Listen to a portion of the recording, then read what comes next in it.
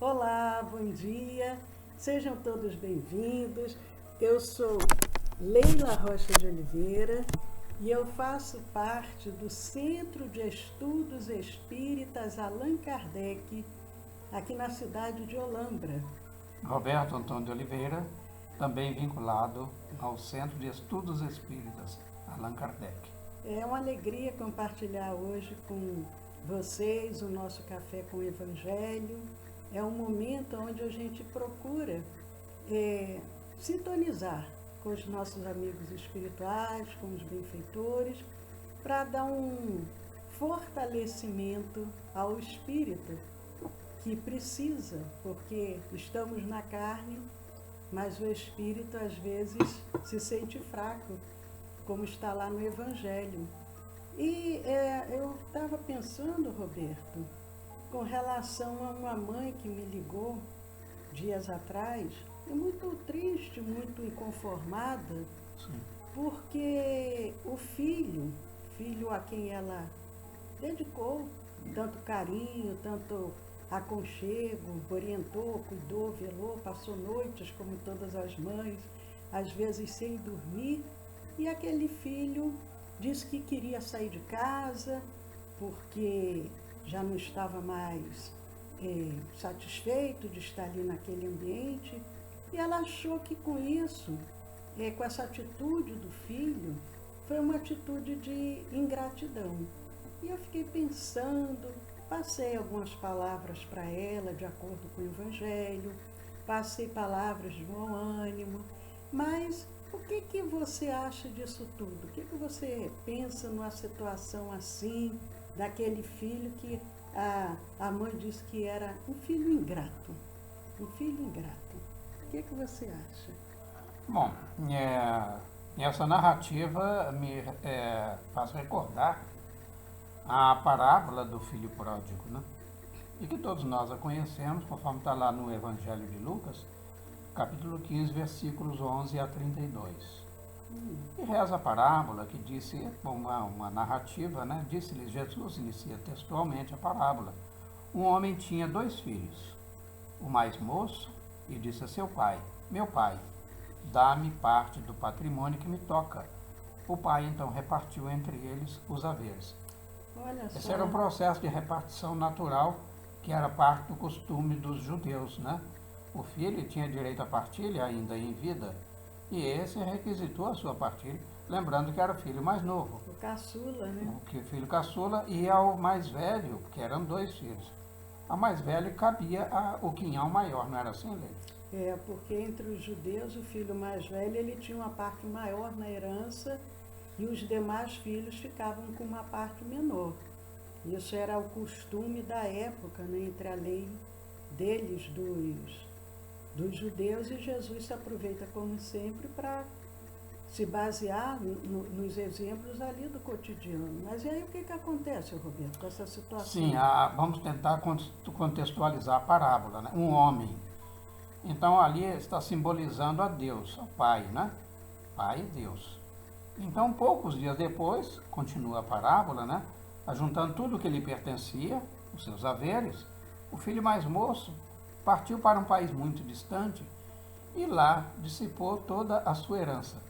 E reza a parábola que de maneira dissoluta, ou seja, inconsequente, traduzindo, né, para os nossos dias, assim, foi um perdulário, né? Parece até esse pessoal, a maioria, né, das pessoas que ganham na loteria, em pouco tempo eles dissipam todo aquele patrimônio, né, toda aquela fortuna que eles ganham. Parece que temos um comentário ali, Leila. Não, mas é só uma mensagem mesmo de um bom dia mais profundo. Só para lembrar que vocês podem interagir, que na medida das possibilidades do tempo, né, do nosso conhecimento, naturalmente, a gente vai procurar responder, mas só pediríamos que nós fechássemos o sentido da parábola para vocês, se quiserem, formularem os seus questionamentos, né? Mas então aquele filho, né, aquele filho caçula vai embora e ainda vai para um país distante, né? Rompe mesmo com os né? laços, com né? Os laços, né? Seus afetos, né? Exatamente. Agora também tem uma outra situação, porque a gente sabe que todo o ato ou ação, ela tem uma reação. Né? Então, são semeadura e colheita. Então, depois de ter esbanjado tudo, porque reza, que conforme lembramos, ele gastou tudo de maneira dissoluta, foi um perdulário, um gastador. Então, depois de ter esbanjado tudo, não investiu em nada, esbanjou, só gastou. Sobreveio àquela região uma grande fome. Então, eu diria assim, olha, agora o que você tem de economizar? Não tem nada, então veio a grande fome. E ocorrem os episódios, as épocas são, vamos assim dizer, muitas vezes de infortúnios, né, de penúria, e isso aconteceu a ele. E começou a passar fome, né? Então foi pôr-se a serviço de um dos senhores daquela região, porque é aquele certamente que trabalha, então ele tem o cultivo, o trato da terra, então o haver. E aí então ele, o filho pródigo, foi procurar empregar-se nessa herdade. E aí o seu proprietário mandou guardar os porcos. Olha só, logo os porcos, porque entre os judeus, o porco é um animal imundo. Eles não colocam nem a mão num porco. Eu vi um filme, há um tempo atrás, um filme retratando o nosso momento atual. E era um palestino, porque aquela região ali, surgiu um porco e o palestino queria se desfazer do porco, mas ele não podia nem botar a mão no porco, porque senão ele iria se contaminar. Então imagina esse jovem, depois de ter toda uma fortuna na mão, ele ir cuidar de porcos, que era uma coisa impura. É importante esse detalhe que a Leila aponta, porque, por exemplo, poderia ter ido cuidar de cabras. E na cultura judaica, hebraica, então não há problema nenhum. Mas o porco era considerado imundo. Agora, mais interessante, Leila. Então, ele, que passou a guardar esses porcos, ele dava para os porcos se fartarem, se alimentarem o quê? Ele dava tipo umas vagens, né? Chamava de favas, né? Vagens. E ele queria, já que ninguém dava nada para ele comer, o que aconteceu? Ele começou a comer da comida dos porcos para não morrer de fome. E ele refletiu, né, Leila? Aí, continuando a parábola, assim, quantos empregados há na casa de meu pai que tem pão em abundância, ou seja, a casa paterna que ele tinha deixado. Então, neste momento, vem a recordação e machuca, porque é um remorso, o arrependimento de ter deixado a casa paterna. Isso é interessante, essa leitura da parábola, porque nós vamos ter um fecho em cima dessas sensações, né? As emoções, as experimentações que está tendo esse filho. E aí, ele diz assim, eu aqui estou a morrer de fome. Aí toma uma resolução, levantar-me-ei, irei a meu pai e dir-lhe-ei, meu pai, pequei contra o céu e contra ti. Já não sou digno de ser chamado teu filho. Trata-me como a um dos teus empregados. Porque ele disse, os empregados são melhores cuidados na casa do meu pai do que essa vida que eu estou tendo aqui.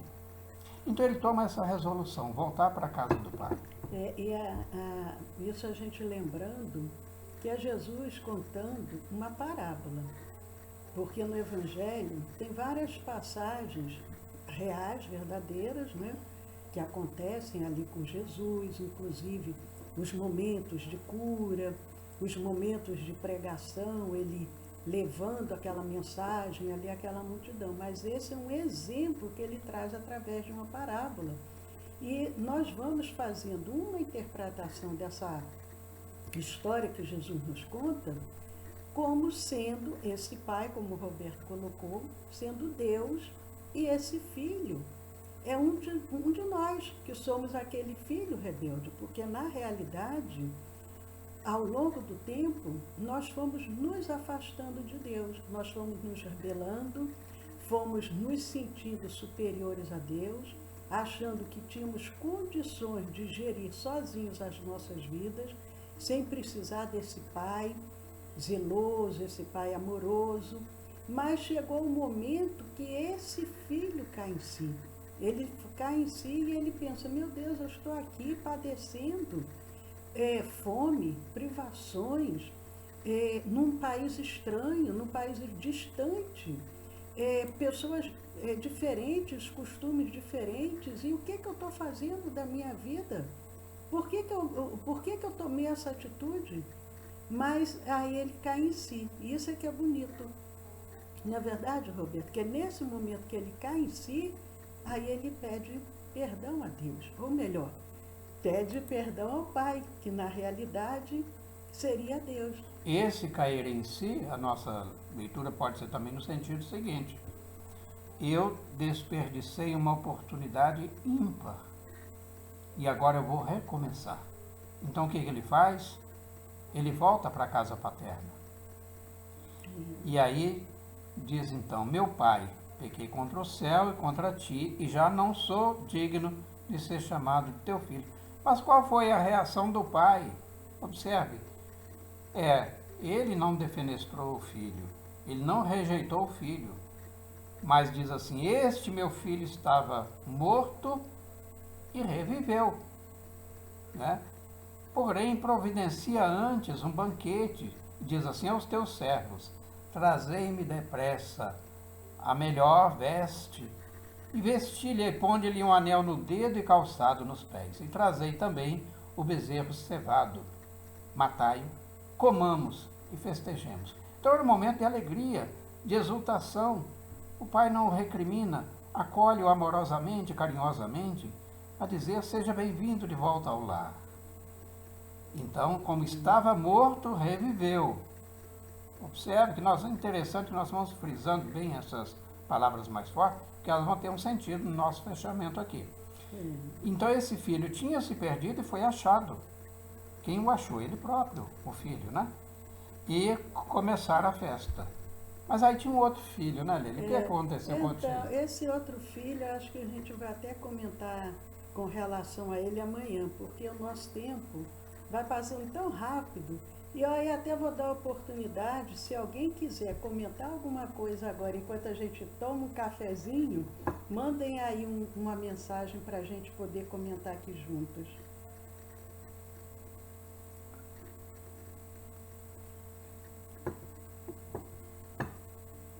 Enquanto nós vamos aguardando os comentários, o que a gente observa? Nós somos muitos de nós, eu acho que podemos dizer todos, porque esse aqui ainda nos encontramos no planeta Terra, é porque ainda somos de uma forma ou de outra esse filho caçula, esse filho mais novo, porque inclusive o próprio Paulo, o apóstolo, diz que ainda somos aqueles que necessitam de leite. Quando eu era criança, eu bebia, me alimentava com leite, porque a criança, o bebezinho no caso, não tem condições ainda de um alimento mais substancial, porque o organismo não vai aguentar. E à medida que nós vamos evoluindo, nós vamos já tendo condições de termos outras possibilidades. Mas o que acontece com esse jovem, esse adolescente, esse filho mais novo? É como nós, num certo momento, nós fomos nos comportando dessa maneira. Então o que a gente vê? Esse filho que tinha recebido do pai condições materiais, ele dissipa tudo. Esse filho que tinha possibilidades, ele se afasta dos ensinamentos do pai, porque os judeus, eles têm uma educação assim muito em torno do fortalecimento da família, porque Jesus vai fazendo essa leitura, e esse filho perde tudo isso.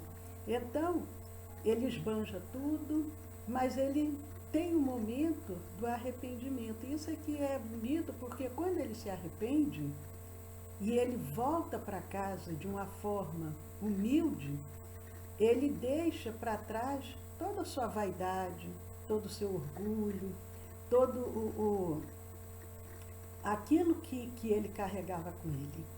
Ele consegue conquistar naquele momento virtudes, mas aquele pai também o acolhe de braços abertos. Não é aquele pai que o repudia, ou que diz assim, acolhe, como muitos às vezes faz, acolhe, mas diz, eu não te avisei? Joga em cima do outro, né? A culpa, a vergonha. Pode falar, Roberto. Nós não estamos aqui com nenhum questionamento, né? Então eu vou aproveitar para fazer uma leitura interpretativa conforme os cânones que de quais nos apoiamos, que é o processo da reencarnação. Então veja bem, esse filho, ao despedir-se da casa paterna, lembrando que é o filho mais novo, né? Tem uma dupla simbologia, o filho mais novo, caçula, geralmente no núcleo familiar, é aquele que é visto com mais carinho, mais cuidado, porque às vezes tem os irmãos mais velhos que ajudam a cuidar dele também, e qualquer coisa fala assim, ele é o caçula. Né? Mas veja bem, então aí ele despede-se da casa. É mais ou menos como se a gente fala assim, olha, agora você vai reencarnar. Então você afasta-se da casa. Ou seja, você agora é um espírito reencarnado. Então nós estamos com todos os haveres, posses, possibilidades a nosso alcance para o nosso trabalho no processo evolutivo e viemos então da casa paterna, ou seja, do plano espiritual, com essas ferramentas, com esses instrumentos e possibilidades. Mas ao aqui chegarmos, nós damos as costas para os nossos propósitos, aqueles que nos motivaram a reencarnar. E aí nós começamos a despertar-nos para os valores transitórios do mundo, nos deixamos enlevar, seduzir, e aí nós nos perdemos. Nos perdemos no sentido de que esquecemos valores espirituais. Os compromissos. Compromissos assumidos, projetos, né? Porque não nascemos por acaso, nem em nenhum lugar, nem em nenhum círculo familiar ao acaso. Há um projeto, tem um propósito, e o propósito é a evolução. E essas ferramentas, esse quinhão que a vida nos dá, com o qual nós somos contemplados como providência de mais alto, estão a nosso favor. O que vamos fazer fica por nossa conta e risco. Então, aí vejo também, naquele momento em que ele volta à casa paterna, e o pai não despreza, ou seja, Deus jamais despreza, cerra as suas portas a qualquer um de seus filhos. Mas aí ele rejubila-se mais, porque o filho estava perdido e foi achado. Como Jesus disse, né? Há mais alegria nos céus pela salvação de um ingrato, de um só ingrato, do que por 99 justos. E já não tem mais de que se arrepender, já estão feitos, realizados. Então ele diz assim, e este estava perdido e foi achado. É muito bonito, porque inclusive, para a gente fazendo já o nosso fechamento, né? Porque Jesus, ele diz, eu não vim para os sãos, eu vim para os doentes. Não quer dizer que Jesus veio só para quem esteja doente do corpo, né? Uma enfermidade, porque ele curou muitas pessoas.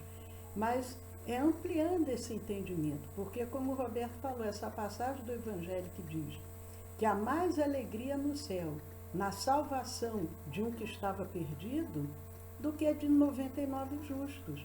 Porque qual a alegria do Pai? A alegria de Deus, a alegria de Jesus que governa o nosso planeta. É quando vê um de nós já conseguirmos nos libertar de certos vícios, de certos equívocos, de certas atitudes prejudiciais, principalmente à própria pessoa. Porque, na realidade, o prejuízo maior vai ser para o próprio espírito. Mesmo que ele prejudique alguém com as suas atitudes, mas se aquele outro perdoar, relevar e continuar a sua trajetória, ele não vai sofrer nenhum abalo. Agora, aquele que cometeu o erro é que vai carregar consigo a culpa, carregar a necessidade de refazer o que ele cometeu de errado. Então, essa parábola, ela é muito profunda, tem inclusive um livro somente comentando sobre ela, é um livro muito bonito, mas eu agora não estou com ele aqui em mãos. Mas amanhã eu acho que a gente vai fazer a continuidade dela, porque a gente refletiu um pouco em cima da atitude desse filho, dito um filho ingrato, por ter abandonado o pai, não ter aguardado o momento da partilha e ter querido se afastar do lar paterno. Mas amanhã a gente vai ver também o irmão mais velho. Como que o irmão mais velho se comportou diante disso tudo? Como é que foi a atitude dele ao irmão mais jovem abandonar a casa paterna, ao retornar à casa paterna? Como que esse irmão se sentiu? Se sentiu feliz, igual o pai? Como que foi? Então amanhã a gente vai dar continuidade. Leia, só para fechar, eu queria aproveitar uma frase muito forte que está nessa parábola, que diz assim, caindo em si. Ou seja, quando nós desencarnamos, ao retornarmos ao plano espiritual, tem um momento de aferição, de erros e acertos. É o cair em si. Tá bom? Exatamente. Bom, gente, hoje é terça-feira.